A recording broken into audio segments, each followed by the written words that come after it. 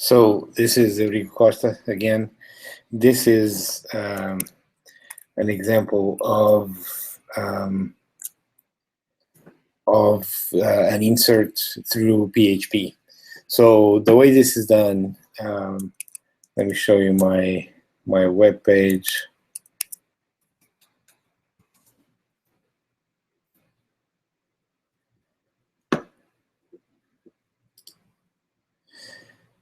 Okay.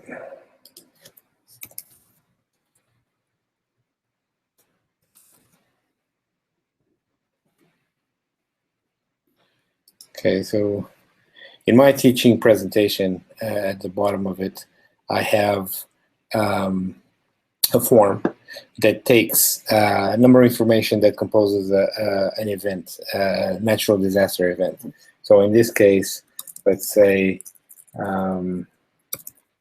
tropical storm Riku, tropical storm country in USA. Let's say this was in Orlando, and the date was 2016, let's say last month, the 20th, okay? And it's an event that it's active, so there's still missing persons. This is from my example of missing persons, so that's the topic. When you submit, it will go to another page where it inserted the event in the database, and it lists the events that were inserted. We can see directly with the database by querying it that it has all the events that I've already entered and the event that I just entered, the tropical storm Eureka. So the way this is done in PHP is in the following way. So in my form, in the teaching presentation, I've got a form where I insert the data and I submit to the form action, submit this data to the insert.php page. And the insert.php page, what it does is, first of all, it creates a PDO object and creates a database to the connection, a connection to the actual database. Okay, you need to set these attributes here if you want the DB connection to actually send you exceptions. And here I'm actually trapping any exception that may occur. Then what it does is it picks up the data that was sent via the post and puts it into local variables. Okay, in this case, there are about 6 variables.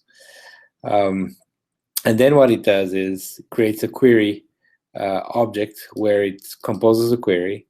It binds the elements, the data that I want to insert to the values that I'm actually inserting in the query. So this is a dynamic query. It creates a statement object, prepares the query, binds the values,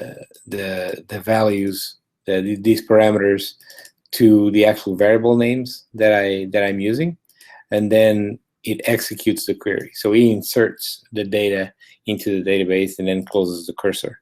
Immediately, I retrieve the data. So I use a similar process where I query the database for all the events in the event table, execute the query, fetch all the elements, and then again close the cursor.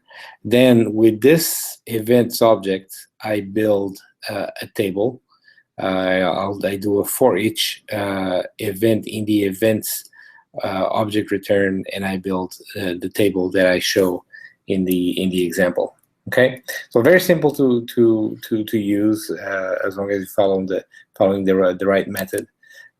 So just demonstrating my page again, we'll create another event here called let's say tsunami in Thailand.